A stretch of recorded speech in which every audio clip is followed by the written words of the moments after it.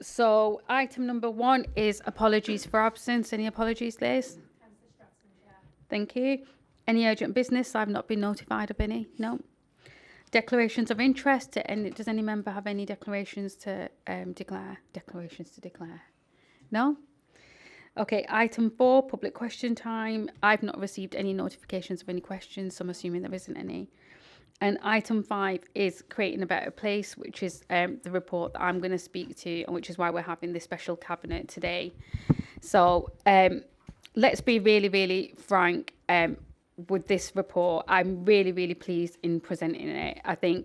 I know people feel like we talk the talk a lot and we've made announcements a lot, and but we haven't yet walked the walk as far as regeneration is concerned. And I think this is a complete game changer in that regard. People have been let down, I think, by successive plans that haven't reached fruition, especially around Princess Gate, which is why I'm really, really happy that this report shows that we're turning a corner and that we're seeing real activity, so a complete fresh approach. And I'm sure you'll all share the excitement with me in that. But, for too long, there's been all talk and no action, but not anymore. I'm really, really delighted that today's report gives updates on Oldham's amazing regeneration plans, but with real timescales. It might seem to onlookers to be another council corporate report, but it's a lot more than that. It's a blueprint for Oldham's future. It's our plan that we're all going to own and deliver on. And it's so exciting to see that there's so much activity that's taken place and that's happening right now. Over the next few weeks, you're going to see a real start in the face of the change that's going to come to Oldham. So the current TJ Hughes is going to be demolished in the next few weeks to make way for our new and improved Oldham Market, which we've been long waiting for, as part of the redevelopment of Spindles to make it fit for future. Also later this year, an application will be submitted for a new Lidl and a hotel at Princess Gate, and we know that that's been something that we've had to respond to for like months and years on the doorsteps when we've gone around knocking on the door. And what better news is that is actually going to happen. Not only is it just Lidl joining the family, that's a huge vote of confidence in the future of our borough from an international company, but with a new hotel and leisure offer, we're breathing a new life and a fresh purpose into Oldham Mumps. We're also asked today to consider how we can best support new and existing traders as we move to open our new market hall, and something that I'm sure you'll all welcome, especially Councillor Shoa Bakhtar, who's been significant in having conversations with traders. But Oldham is a market town, and by helping our traders upgrade our market space, we're bringing Oldham's market culture into 2022, and that's where it needs to be. So when we hear all the conversations about it used to be so great and it's not so great now, what we're actually doing is moving with the time. We're bringing that. It will always be a market borough, but we're bringing it into 2022. But there's a bigger point here, and that's by investing in Oldham's future in this way, we're doing our bit to attract funding into the town centre, whether that's through regional or national pots of funding, or indeed private finance. We're doing whatever it takes to bring that change. But by showing our own confidence in this way through substantial capital investment, we're paving the way for more of that in the future. So the voice of local people really matters in shaping our plans. And I really want to personally thank the thousands of people that partook in our consultation, online consultation, but also came to see us personally while we were carrying out the Big Oldham conversation over however many weekends it was in the town centre. People were really positive, were really happy to contribute. And there's nothing more. It's always really exciting to deliver regeneration projects, but when you know they're shaped by the people who live here and it will have an impact on them, I think it makes it even more exciting. We'll continue to listen to you as the regeneration of Oldham progresses. This is our town, it's your town, and we share your passion and ambition to make it the best it possibly can be. But while the projects I've just mentioned are right on the horizon, there's already so much that is happening across the borough. People told us that they want their heritage buildings protected and brought back into use. And we're doing that with the old library, where work is full swing to reopen it for the community, so the community can use it just like they did all those years ago. And I have like really warm memories of the library through my childhood. But we're making it easier for you to get around the town centre too, especially by bike and on foot. And whilst Harry and I were having the Meet the Leader events across the borough, and we've still got a couple left, we heard a lot about how people wanted to really exploit and use the opportunity about cycling and walking a lot more to not just improve their health, but to have really valuable family time. Our accessible Oldham projects have started on Albion Street and Henshaw Street, and you'll soon start to see more improvements across the town centre. But regeneration for us is not just a town centre focus. We want every corner of this borough to benefit. So in Royton, you'll have seen my colleagues and cabinet members and ward colleagues from Royton who were out and about yesterday because we're revamping the town hall and the library. We're building an eco-friendly depot in Alexandra Park. And after the half terms, pupils will finally be moving into the new Saddleworth School. And that's really exciting for them kids. It's a modern building that they've waited so patiently for, and which we're so proud that we finally delivered. This report sets out our fresh approach. It sets out our vision and our ambition for Oldham. During a global pandemic where places like Oldham were hit harder and hit the most, and during Tory austerity that slashed our budgets to the bone and forced us to compete for every single penny of investment, we've got on with the job. So there's so much that we should be proud of. We've not stood still until Oldham, and we're not going to stand still until Oldham is a place that we all know it can be, a place we can all be proud of. So the future of Oldham is now. So I welcome this report today, and I'd be really grateful if people could agree with the recommendations of the report. Thank you, members. Would any member like to speak? Councillor Akhtar, Councillor Roberts and Councillor Jabbar. Thank you, Chair. Just to echo what you've said, these are exciting times for Oldham, and the beauty of the plans that we've got in front of us today are that we're in control of our own destiny. We've got the funding in place for most of the projects, and now these projects are going to happen. It's, hopefully, some of the no good sayers that we've got in the borough we'll be able to quieten them now, and with these plans that we've got in front of us and the funding that's in place. Thank you.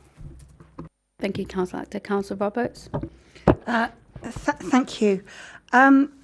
So I endorse everything that you've said, Councillor Shah, in terms of the importance of all of the projects and plans that are outlined in this report, and equally the importance of showing people that we're getting on with all of this. I can confirm that Places for Everyone has actually been submitted to the Secretary of State, which is a significant step forward in terms of us being able to deliver the things that we've said, particularly in terms of being able to protect the all the other land that we have in the borough that's not designated in Places for Everyone for development. And I think that's a really important step forward. We argued strongly that that's one of the reasons why we wanted to continue with Places for Everyone, and we will now be looking to increasingly rely on that in terms of the way that we consider planning applications. Clearly, the next stage of this is the planning inquiry, and that's our planning team will be working on the presentation and the case that needs to be argued at the planning inquiry to support the what we have put in the plan for Oldham. What I think I'd like to highlight today in particular is the Mills strategy. Now, it's interesting that I did note that Mayor Dennett, who is now one of the deputy mayors for Greater Manchester, did highlight our Mills strategy as an exemplar of the way that we should be taking things forward and looking at the contribution that that Mills can make to the future of Greater Manchester. Clearly, we've got a real particular interest here in Oldham because the Mills represents a significant part of Oldham's heritage. Those mills are the reason why Oldham is here as a place, and why we all live here. But equally, not all of them can be used well, none of them, or hardly any of them, I think there are a couple still in Saddleworth that are still operating as mills, are used for their original purpose.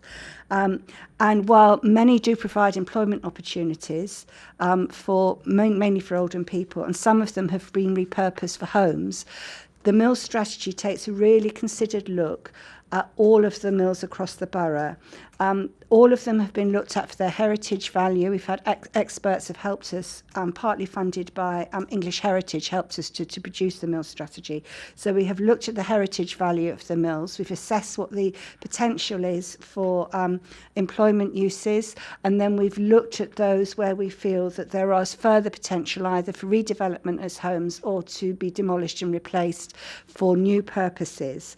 And this has helped us to achieve what we did in Places for Everyone in terms of reducing the greenbelt allocations that we made. We've found about 800 possibility for 800 homes on mill sites, and I personally think that there may very well be more, but that's clearly what we need to look at in the first place. The strategy is about to be uploaded onto the council's website, where everybody will be able to look at it.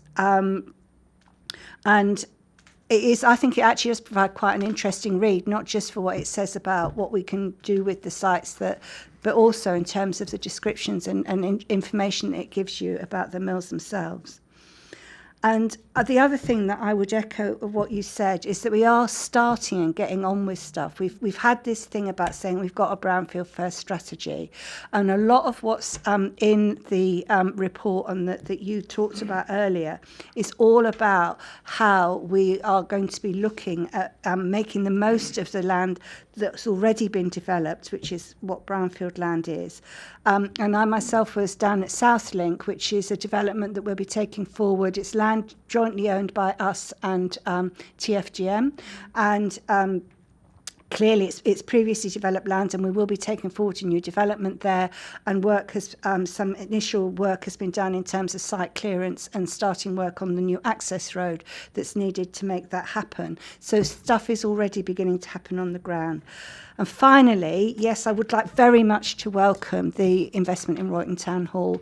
I was there yesterday along with Councillor Chatterton, and again, it's not only is it really important that the Town Hall and the library are, they're really important for Royton and for Royton as a place, but having spoken to the architect yesterday and the council staff who are working on the plan, it's really clear that we're going to make it a building that can be used now for purposes now, that will provide flexible space, community use, but equally is going to be a refurbishment which takes account of the heritage in that building, and we're going to be stripping it back, revealing the original, all of as many of the original features possible. And although it's clearly going to take a while, we have made a start. The clock tower's currently got scaffolding up because it's being worked on, and when it's finally done, which will be, we hope, sometime next year, I just think it's going to look great and something that Royton can be proud of. Thank you, Councillor Roberts. And I agree entirely. And I think it's no secret about how I feel about heritage buildings and retaining those key buildings that people have an important history with. It's absolutely vital to do that.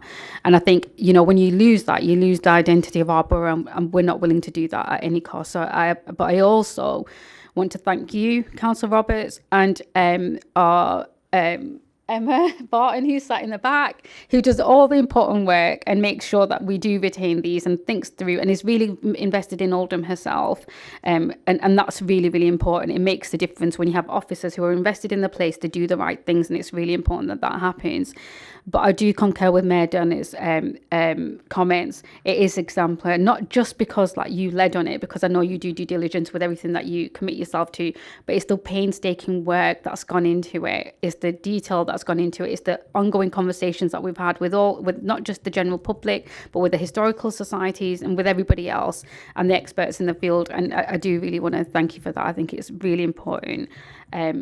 Councillor Jabbar, we'll move on to you. Thank you. Yeah, thank you, Chair. Like you, I'm genuinely excited by this report and what we propose to do in Oldham with this. So on Monday night, Chair, you'll recall that we approved the capital strategy for the next 5 years. And in that, we approved £350 million to be spent in Oldham to transform Oldham itself and hopefully create a better opportunities and life for the resident of Oldham.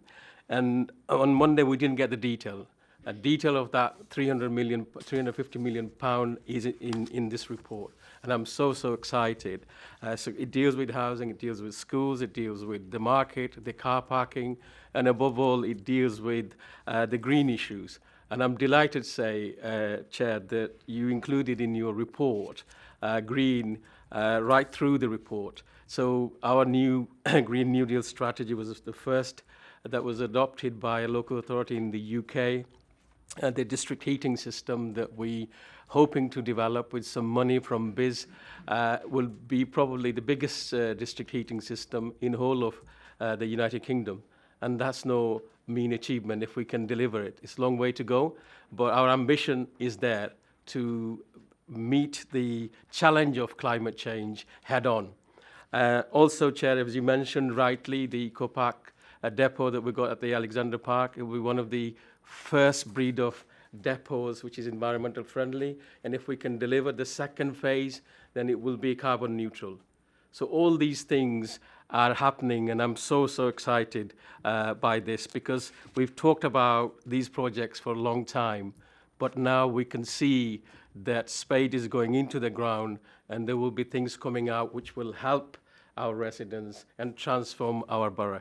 So as you can tell from my voice, Chair, I am genuinely excited by this, and I want to obviously support this report. Thank you so much. Thank you, Councillor Jabbar. It's always about you. No, I think there's something that we should all be proud of, and you're absolutely right to have that passion in your voice, because it has been painstaking. We faced a lot of cynicism for it, but actually we're going to deliver, and we should all feel proud as a leadership team. And I have to, again, put on record my thanks to Harry.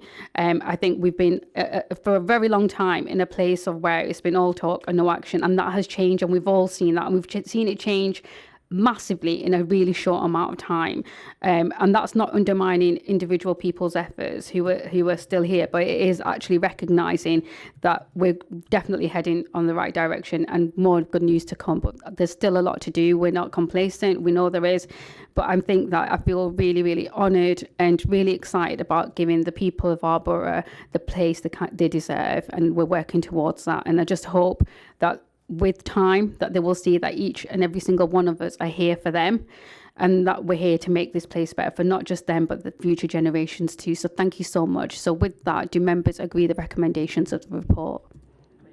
Thank you so much. Item 6 is exclusion of the press and public. Thank you.